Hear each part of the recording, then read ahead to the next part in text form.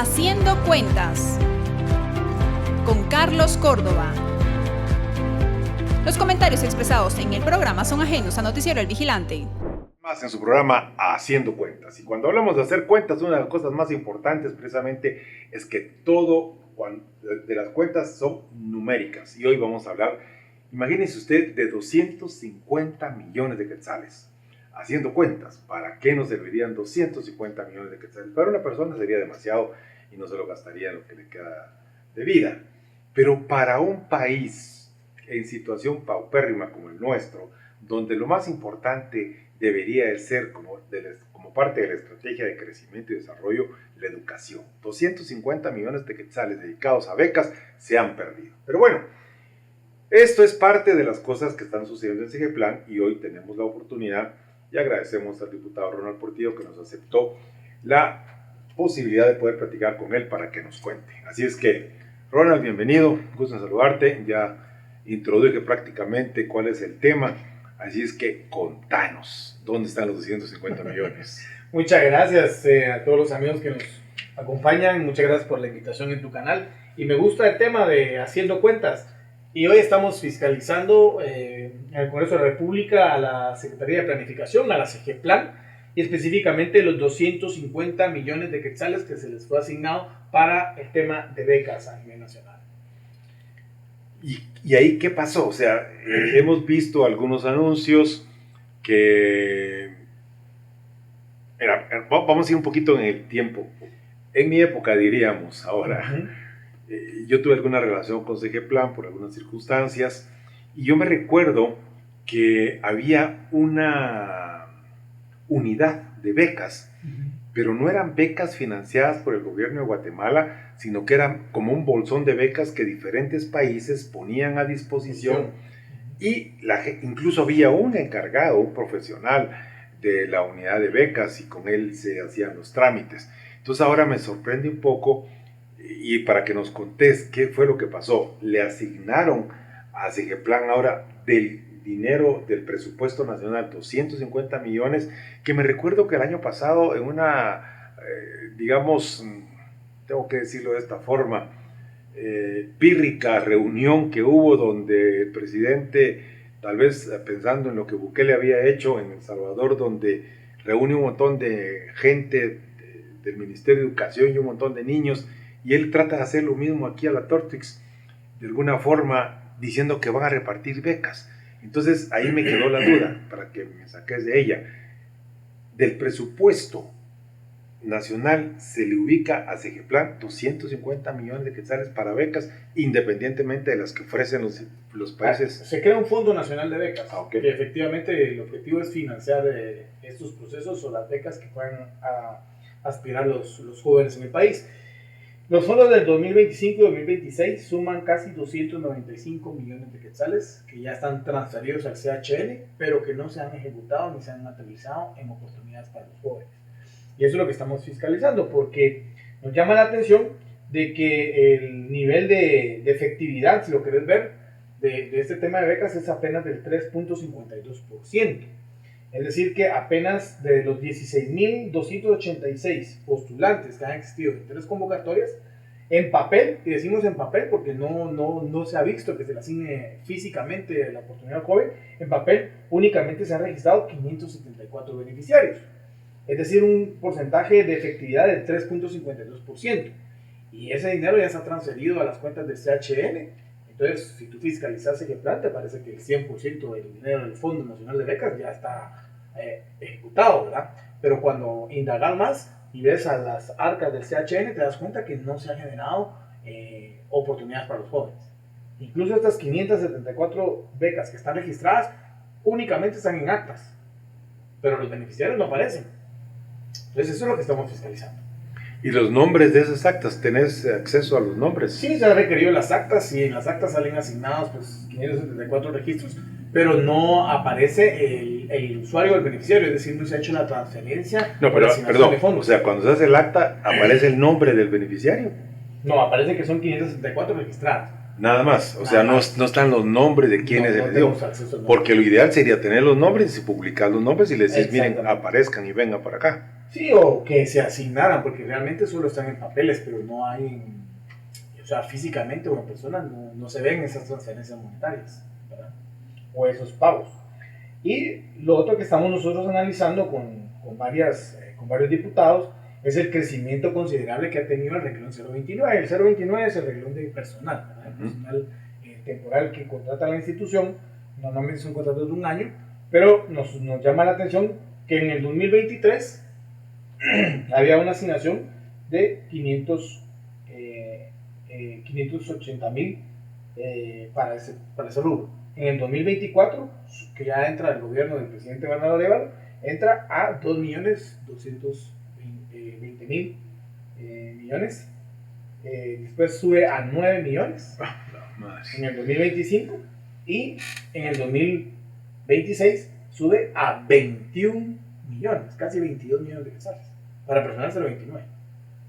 Y cuando ve la ejecución de esos montos, ahí sí ves una ejecución, por ejemplo, en el 2024 tuvieron una ejecución del 89%, en el 2025 una ejecución del 91%, y en el 2026 a la fecha llevan una ejecución del 21.23%. O sea, están contratando personal, pero no sabemos para qué lo están contratando o qué es el objeto de tanta gente en la Secretaría. Claro, porque 21 millones y hay un promedio de sueldo, tal vez el máximo serán 30,000 quetzales por persona al mes, que eso sería 360,000 al año. Y si dividimos 360,000 al año dentro de 21 millones, te va a dar supuestamente la cantidad de personas que estuvieran contratadas. Suponiendo que ganan 30,000. Asumiendo eso, porque han de haber lógicamente. Entonces, ahora, y eso pues, pero a eso sí tienen acceso ustedes como diputados, porque además es parte de la información pública, ¿no? A las montos de ejecución y al personal, sí.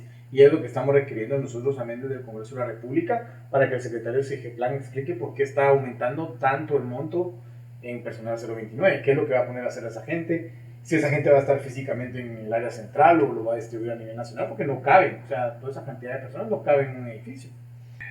De alguna forma, creo yo que es importante determinar si ese grupo o ese grueso de personas no los van a usar en algún momento para hacer campaña disfrazada, así como los 8,000 millones de quetzales que distribuyeron a las ONGs.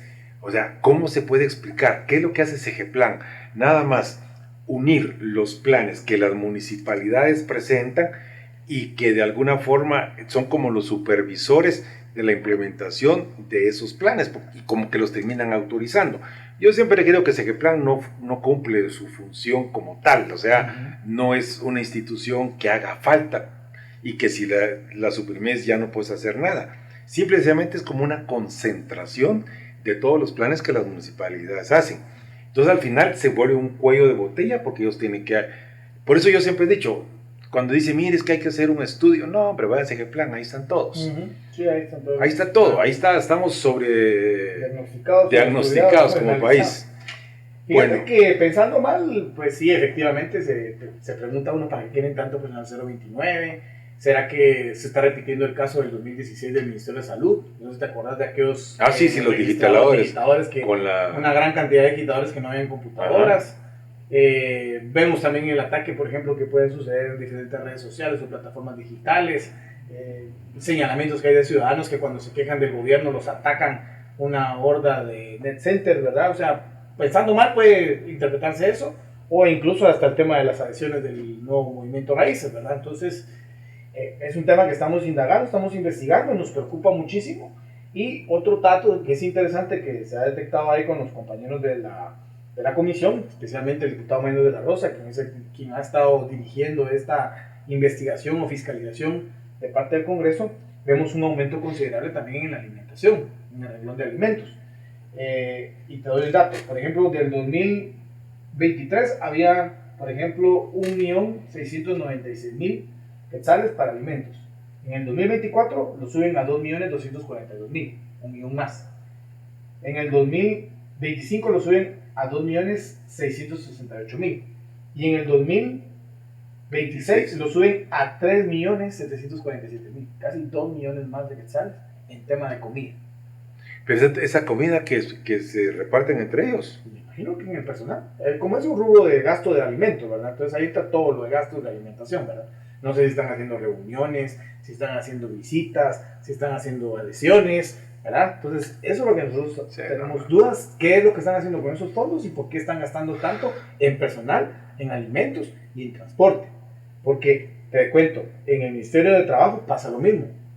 Se ha aumentado la planilla 029, se ha aumentado el gasto para la compra de vehículos y se ha aumentado el consumo de alimentos.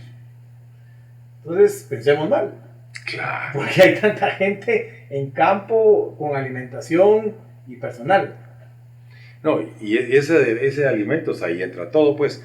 Y además, ahí también empecemos un poquito mal. ¿Quién es quien provee los alimentos? Si es que ese es el caso, ¿verdad? Porque eso es lo mismo que ha pasado en Precisos, lo que ha pasado en las escuelas de policía, lo que está pasando en el Ministerio de Gobernación también con el tema de los alimentos, ¿verdad? Sí, que hay un hallazgo considerable ahí también, ¿verdad? Que prácticamente decían que el 100% que se tenía destinado para esos fondos, apenas el 30 o 20% llegaban a los policías. Que es un hallazgo que ahorita está bajo investigación de Contraloría de Cuentas. Sí, ya hizo la denuncia, y además solo en la capital, ¿verdad? Y no hay todos los demás policías. Pero bueno, yo creería que en términos, para ir cerrando el tema, Ronald, la conclusión a la que podemos llegar es que cada día se conocen otros temas que desbordan el asunto de la corrupción, pero parece ser que les da un poquito lo mismo, ¿verdad? No pasa nada, simple y sencillamente. Entonces aquí, ahora pregunto, en el Congreso, bueno, me has mencionado Maynor de la Rosa, en el caso de tu persona, la comisión, pero ¿cuál es el sentir de la mayoría de los congresistas? Porque aquí tenemos un pequeño problema y las cosas hay que decirlas como son. ¿Por qué se aprobaron muchas cosas? ¿Por qué se aprobaron presupuestos? ¿Por qué se aprobó la ampliación del presupuesto? ¿Por qué se aprobó el subsidio a los combustibles?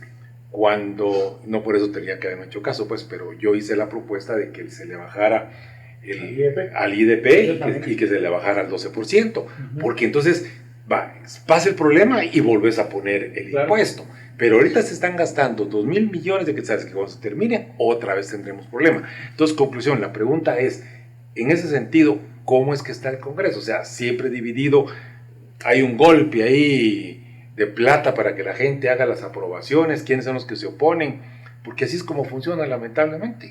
Miren, el tema de presupuestos y de préstamos, somos pocos los que nos opusimos a la aprobación. Obviamente ahí entra la mecánica tradicional de un gobierno, de un ejecutivo, en este caso el gobierno del presidente Bernardo Arévalo y sus bancadas oficialistas, porque hay que decirlo, son dos, semilla y raíces. Ellos representan el oficialismo en el Congreso y empiezan a generar la articulación y la negociación política con los diferentes Esos son 23 diputados. Son 23 diputados. Obviamente el peso político que da el gobierno en la negociación facilita la aprobación del presupuesto y de los préstamos. Que ahí es una contradicción de campaña porque ellos claramente dijeron que iban a reducir el presupuesto y que no iban a sacar más préstamos. Fue lo primero que hacer y lo aumentaron en comparación al 2024, lo aumentaron casi un 40% más. Cuando en discurso decían que el 40% iba en corrupción. Ellos quisieron subirlo 40 veces, ¿no? O con un 40% más, corrigiendo, ¿verdad?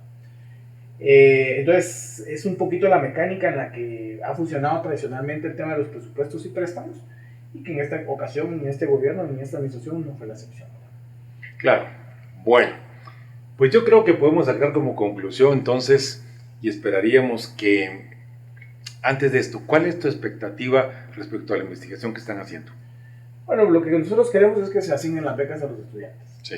Eso es lo que estamos buscando principalmente. No es posible que haya casi 17,000 personas que hayan aplicado y apenas 500 becas asignadas en papel. Y no hemos visto nosotros a los beneficiarios o si están haciendo las transferencias a estas personas. Una efectividad de apenas del 3% en un programa tan importante o tan financiado como es este Fondo Nacional de Becas. Como te digo, son casi 295 millones de quetzales los que hay ahí, que no están ejecutando, solo se transfieren al CHL, que generan intereses, me imagino, ¿verdad? O sea, está el dinero ahí parqueado. Segundo, entender por qué es que él está contratando tanto personal y por qué les está dando tanta alimentación, qué está haciendo esta gente, si están en oficinas, si están en casa, si están en campo, si están haciendo net centers, si están adheriendo personas, qué es lo que están haciendo estas gentes, ¿verdad? Y tercero, que se sujeta al control constitucional del Congreso de la República el secretario Carlos, ¿verdad? Que es una persona que no se ha acercado al Congreso. Pero ustedes lo han citado. Sí, yo a la Comisión de Consumidor, que es la que presido, lo cité. El diputado Héctor Aldana de la Comisión de la Juventud también lo citó. El diputado Elmer Palencia del bloque legislativo Valor también lo citó. Y a ninguna de esas tres ha llegado. Tengo entendido que con Héctor es la segunda inasistencia, igual que con el bloque Valor, es la segunda inasistencia. Entonces ahí, según la ley orgánica, se está exponiendo a una denuncia penal por abuso o incumplimiento de leyes. Bueno, pero ¿y cuántas veces se puede negar antes de que la denuncia penal? La ley establece que son 3 citaciones. Ya lleva las 3. Lleva 2, tengo entendido. En Juventud lleva 2 y en Valor lleva 2. O sea, son 4. No, porque son diferentes instancias. Entonces, o sea, una es de jefe de bloques de Valor. Cualquiera de los dos que haga una tercera citación y él no comparezca, podría denunciar. Ahí se puede hacer. Bueno, pues háganlo. Claro. Y nosotros en la Comisión del Consumidor y Usuario también lo vamos a volver a citar. Ya estamos preparando nuevamente el tema y queremos que nos explique qué está haciendo con el dinero de los guatemaltecos. Bueno, pues estimados amigos, gracias por su atención. Creo que es muy importante que estemos claros de cómo es que las cosas funcionan, lamentablemente, y esperaríamos lógicamente que en este caso el diputado Ronald Portillo, que ha votado en ciertas ocasiones o en varias ocasiones oponiéndose, o sea, prácticamente su oposición, y sobre todo haciendo esta investigación junto con algunos otros compañeros que han mencionado, como Héctor y Maynor de la Rosa, pues que de alguna forma logremos ver al final del túnel una luz, porque no puede ser, de veras, esto es una corrupción pero galopante, y qué vergüenza para aquellos que todavía defienden a este régimen. Muchísimas gracias por su atención, Ronald, te agradezco mucho. Gracias. Que haber venido. Muy agradecido. Estamos para servirles. Recuerden que mi nombre es Carlos Córdoba y todo lo que hacemos es por amor a Guatemala. Que estén bien. Haciendo cuentas con Carlos Córdoba. Los comentarios expresados en el programa son ajenos a Noticiero El Vigilante.